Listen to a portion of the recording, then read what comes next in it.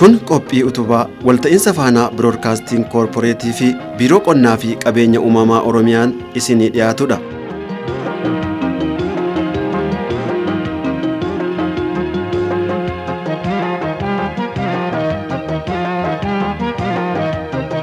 Kuduraa fi mudurrii madda galii guddaadha. Waggaatti al 2 fi 3 oomishuun dinagdeen of danda'anii biyyaafis oolu. Qophii keenya utubaadhaan oomisha paappayaa Shawaa Bahaa aanaa dugdaa irratti xiyyeeffanna. Hanga xumura qophii keenyaatti nu waliin tura.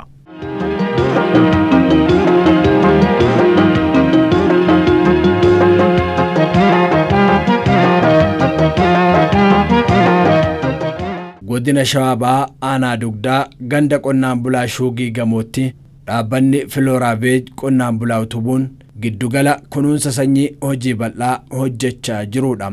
Filooraavej dhaabbata dhuunfaa of danda'e ta'uun qonnaan bulaa wajjin hariiroo jabaa qaba. Qonnaan bultoonni dhaabbata kana waliin ta'uun ogeeyyota giddugala kana keessatti argamuun qorannoo jabaan erga taasifame oomishni sanyii ammayyaawaa paappayaaf ta'u qonnaan bulaan erga filatee adda baasee sanyii isaa qabatee gara dhaabbata kanaatti dhaqa. Nu hojiin kan keenya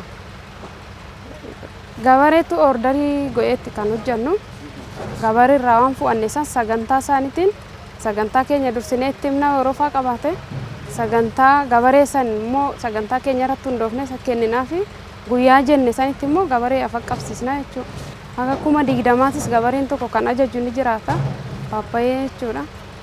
Saniin gatii ittiin guddate nu kaffallee fudhata jechuudha. Achi booda dhaabbatichi sanyii kana guddisee guyyoottan 60 hanga 65tti qonnaan bulaaf deebisa. Kanarraa qonnaan bulaanis faayidaa guddaa argate dhaabbatichis faayidaa guddaa argata.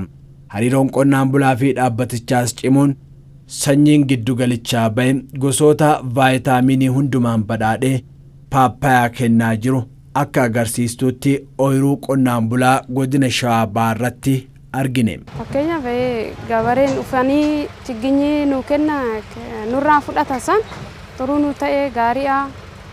Oomisha isaallee kan irraa argatan fakkeenyaaf kan akka biyyoo lafa ergan dhufe waggaa 4 ta'ee jira as keessatti. Jalqaba paappayyeen hin turre ture baay'inaan timaatimiif qaaratu oomishamaa ture. Yeroon booda waggaa tokko erga as keessa turuu jalqabee nama xiqqatu fidaa ture. Nama muraasa kuuwwan maasarratti hojjetan ni hojjetaa turan. Garuu immoo bu'aa isaa maasarratti ka hojjetanii fi asitti ka hojjetan garaagarummaa guddaa qaba. Maasarratti ni facaasu hybrid kan ta'e bitanii facaasu lookaalillee warri facaasanii hin jiru lookaalirraa firee gahaa ta'e san hin argatan saayizii isaa jalaa xinnaatu danda'a. Dhaabbata kana keessaa irra hubee faayidaa qaba? Ni qaba. Hybrid ta'e kan paappayaa hybrid ta'e yoo fidan jarmineeshinii isaallee asitti irraa bu'aa qaba. Parsantii 90 oltu biqila asitti. Maasarratti garuu walakkaa argatuu danda'u baay'een argatan.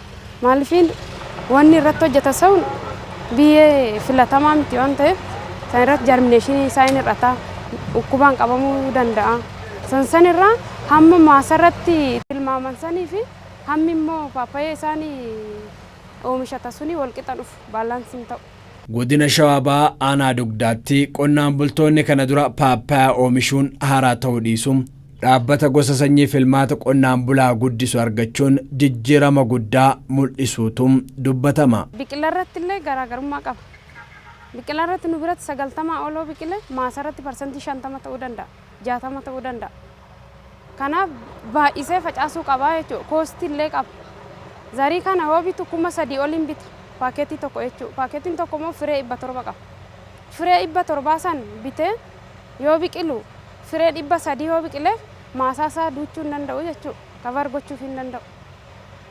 Kanaaf asitti immoo haga ta'e waan qarxii tokko ta'u isaaf hin biqilaa jechuudha. San irratti hundaa'ee paaketii inni baalaansii godhatee fide sun maasaasaatiif akka ta'u taasisaa jechuudha. Dhaabbatichi wanni fayyadamu kastamariin yoggaan dhufu yoo zarii ajajatu bu'a qabeessa. Maaliifin bu'aan isaa propaageeshinii. Propaageeshinii san kastamariin dhufee yoo kennatu baate argachuu hin danda'u. Kastamariin sun immoo akka fe'ii isaatiin dhufu kan taasisu immoo hojii asitti hojjenna.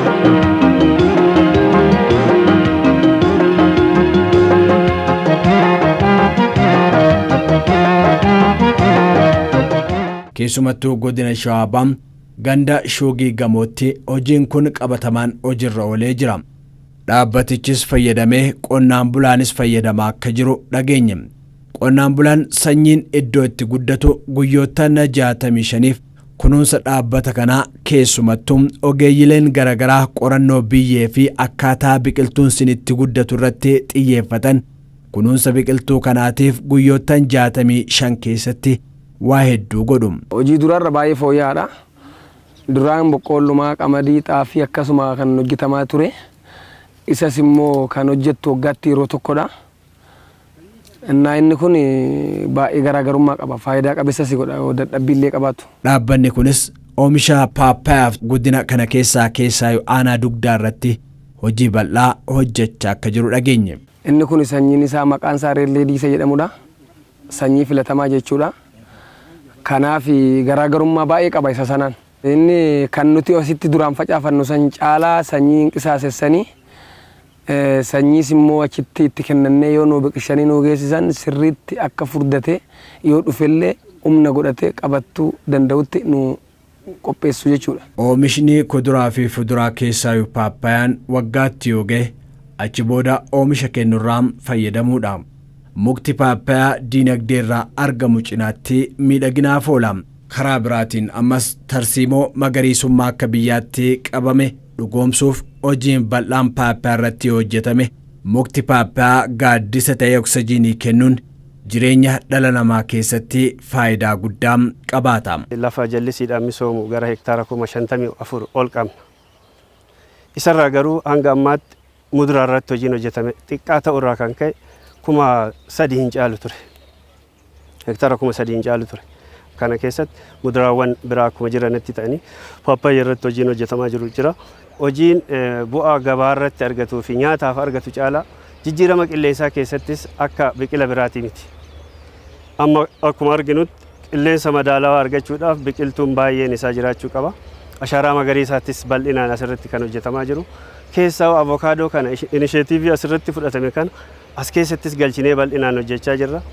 Qilleensa madaalawaa argachuudhaafis qonnaan bulaan keenya achi keessatti dhaabatee yeroo hojjetus baay'ee itti gammadaati kan hojjetu waan ta'eef bu'aa gama nyaataa fi gabaadhaan argatu alattis jijjiirama qilleensaa keessattis qilleensa madaalawaa argachuu keessattis baay'ee itti gammadaati kan hojjetu waan ta'eef bu'aa gama nyaataa fi gabaadhaan argatu alattis jijjiirama qilleensaa keessattis qilleensa madaalawaa argachuu keessattis biqila guddaadha waan ta'eef inni kun deemee keessattuu kilaasteraan hojjechaa jirra waan ta'eef kana qofa irratti akka dhaabachuu hin dandeenyee fi inumaayyuu sadarkaa turizimiidhaafis akkaataa itti fayyadamuu danda'u.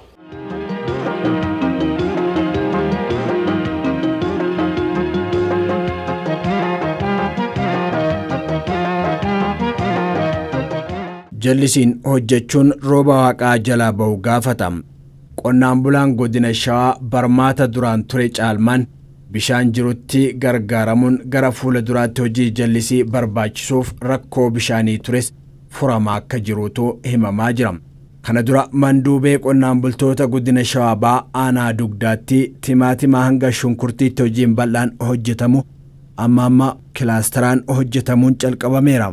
Ammaaf qonnaan bultoonni muraasni hojii kanatti fayyadamaa jiraatanu qonnaan bultoota hedduu biraan ga'uuf rakkoo bishaanii akka gudinichaa fi aanaa dugdaatti jiru furuu irratti hojii bal'aa hojjetamaa akka jirus dhageenye. Kanaan dura oomisha roobaa qofa irratti qonni keenya kararraa'e oomisha rooba qofa irratti gaafa roobni xiqqaate oomisha xiqqaatu gaafa roobni dhaabbate immoo hiyyummaa keessatti yookaan deeggarsa keessatti kan galudha. Isa kana furuudhaaf tokko baasii qamarratti aalamaa fi achi ol oomishuu danda'udha. Fakkeenyaaf argine amma inni kun xaafii qofaadha kan itti oomishamaa ture amma muduraan iddoo hundatti aanota hundatti gandoota hunda keessatti hubannoo hawaasaa kana jijjiirree waan bu'aa asitti hawaasni argataa jiru argitan kan qotee bulaa mara biraan gahuudhaaf hojjenna hojiin itti aanu jechuudha. Hojii bal'aan nu eeggatu isa kana bal'ifnee oomishi isaas daran akkasitti cimee deema waan ta'eef akka hojjetamee agarsiisuun danda'amu akka hektaara tokkorraa yeroo 2-3 gosa adda addaa yeroo tokkoon oomishuun akka danda'amu mirkaneeffannee jira waan ta'eef isa kana babal'isuu irratti hojjenna jechuudha. Bishaan immoo kanaan dura xiyyeeffannaadhaan bal'aan hojjetamne horuma fedha isaanii qabuutii fi bal'inaan immoo bakka abbootii qabeenyaatiinis bal'inaan saamamaa ture jira. Isa kana sirreessuudhaaf hojjetameera. Duraan lafa agasii kana bishaan uwwisaatiin deemaa hin turre. Amma baran haga danda'ame oomisha kanaaf waan ta'uu danda'u sagantaadhaan akkaataatti fayyadamuu danda'an jira. Akkuma sila jedhamee hanqinni bishaanii bal'aadha kan jiru. Haala qilleensaa fi biyyoo mijataa kuduraa fi muduraaf taatu Shawaan Bahaa qabaattuu kana dura akka eeggamteetti misoomaa hin turre. Keessumattuu oomisha qonna gannaa malee kuduraa fi fudurarraa hanga eeggamtee magaalota biyya keenyaa hedduu horachuun Shawaan Bahaa ammas akka adda dureetti maqaan ka'u. Haa ta'utii oomishni waggaadhaa waggaatti kuduraaf mudurarraa argamu keessaayyuu xiqqaadha. Oomisha paappaayyaa irrattis hojiin hojjetame kan kana dura madaalamu baay'ee xiqqaadha jechuu dandeenya. Amma garuu kallattii gubbarraa gadi bu'een qonnaan bulaan diinagdeen akka of danda'u irratti hojii bal'aatu hojjetamaa jiran Shawaa Bahaa aanaa dugdaatti hojiin tokko jedhee calqabe jedhu. Godina Shawaa Bahaa aanaa dugdaa keessatti argamne hojii misooma kilaastara paappaayyaadhaa qotee bulaa keenyaan gurmaa'anii hojjetaa jiran ilaalaa jirrurra hubannetti. Sochii qonna jijjiirama qonnaa yookaan ca'umsa qonna gara industiriitti taasisuudhaaf naannoon keenya qabatee deemaa jiru milkeessuudhaaf hojii tiraansformeeshinii qonnaa bal'aa hojjechuudhaaf galmoota gurguddaa qabannee qotee bulaan keenya wabii nyaatatii uf danda'ee oomisha alargee bal'inaan oomishuudhaan gara biyya alaatti erguu fi oomisha biyya alaatii galu immoo biyya keessatti akka oomishamu taasisuu fi kana keessatti immoo carraa hojii bal'aa hojii dhabdoota dargaggeessa naannoo keenyaatiif uumuu keessatti sochii gara qonnaatiin jalqabamee hojjetamaa jiru milkeessuudhaaf sochii waggoota 2-3 dabran kana jalqabneen jijjiiramni paappaayyaa bifa kanaan as gubbatti maasii qotee bulaa gubbatti har'aan tan argaa jirru. Kana yeroo jennu waggoottan dabran keessattis lafti tunis bishaan kunis naannoon kunis qilleensi mijataan kunis asuma osoo jiru hanga barbaannu akkaataa barbaannamutti itti fayyadamnee bu'aa barbaannu san irraa argachuu waan oolleef kuni kallattii hooggansi duraan turan xiyyeeffannaa kanaaf kennuu dhaburraa kan ka'e misooma akkatti misoomuu dandeenyu carraa bal'aa qabnu kana akkatti hin fayyadamnu nu godhaa ture. Bifa saayinsawaatiin sanyiin guddatu waa hunda hammata. Godina Shawaa Bahaa aanaa dugdaatti giddugalli sanyii guddisuu faayidaa guddaan akka argamu taasiseera. Duraan hektaara irraa kumtaala 400 qofaatu argama.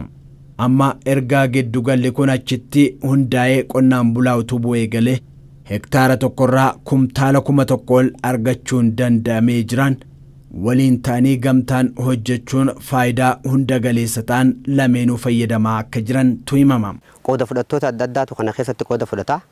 Sanyii biqiltichaa san qopheessurraa sanyii baasurraa jalqaba. Dura bashanyiin tokko sanyii filatamaan ba'urraa jalqaba. Qaamni qooda fudhataan sanyii san baasu gahee hojii isaa sanyii san baasudha. Sanyiin sun egaa baateen booda immoo sanyiin sun qaama babal'atu biratti dhaqee babal'ata.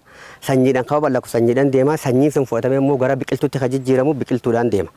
Biqiltuudha wajji wal qabatee amma kan biqiltuun deemu kun qotee bulaan sanyii madda sanyii irraa bita gosa irraa sanyii egaa argateen booda biqiltuu san akkaataa barbaadamutti qulqullina barbaadamu fi fayyaa barbaadamu saniin qopheeffachuu irratti usaniituma duraan jechuudha madaba aadaa maasii ofii gubbatti qotee baanuuf maa qopheeffatee kan deemu sun bu'a qabeessa baay'ee ta'aa hin turre. Yoo xiqqaate sanyii filatamaa kana qarshii guddaatti baasee jechuudha dhaabbilee irraa qotee bulaan bitate kun madaba uumamaa irratti jechuudha dirree gubbatti yoo facaafu taate 50 ol sanyiin sun jalaa osoo hin biqillee qisaasama ta'ee ba'a jechuudha. Kuni koostii ittiin oomisha kana oomishu qotee bulaatti kan dabalu waan ta'uuf isa qofaa miti immoo tamumti biqilta 50 sun immoo akkaataa barbaadamutti fayyaa guutuu qabaattee qulqullina bareedduu taatee waan hin guddanneef maasii gubbatti yeroo fuudhanii dhaabanis akkasumatti jechuudha ammas 20-30 jechuudha maasaa gubbatti akkanumatti qisaasa taatee osoo gara qabattee hundeetti biqiltuutti hin jijjiiramne kan baddu ture jechuudha.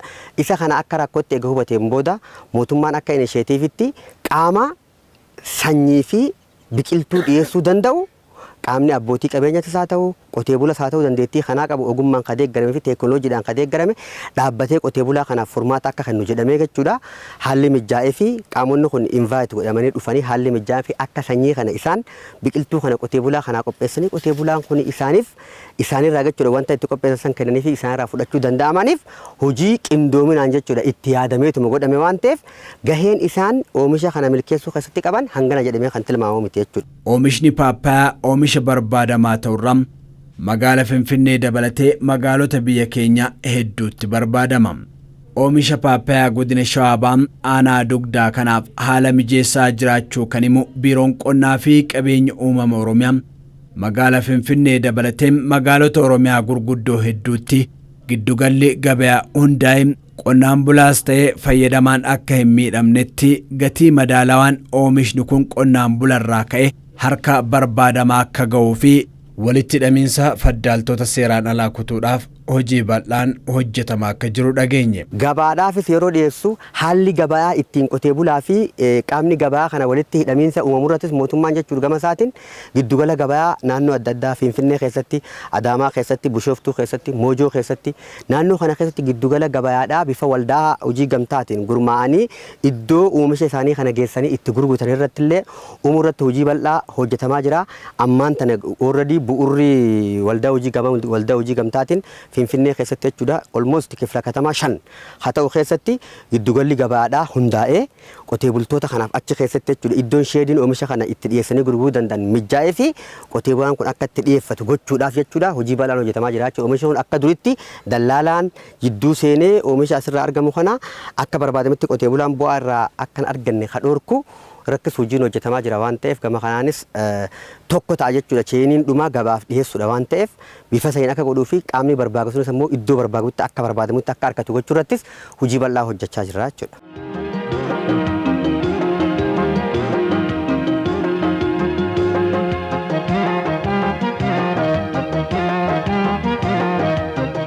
Daawwattoota utubaa keenyaarraan paappaayyaa irratti xiyyeeffanne torbeetti aanu qabxii biroon deebina.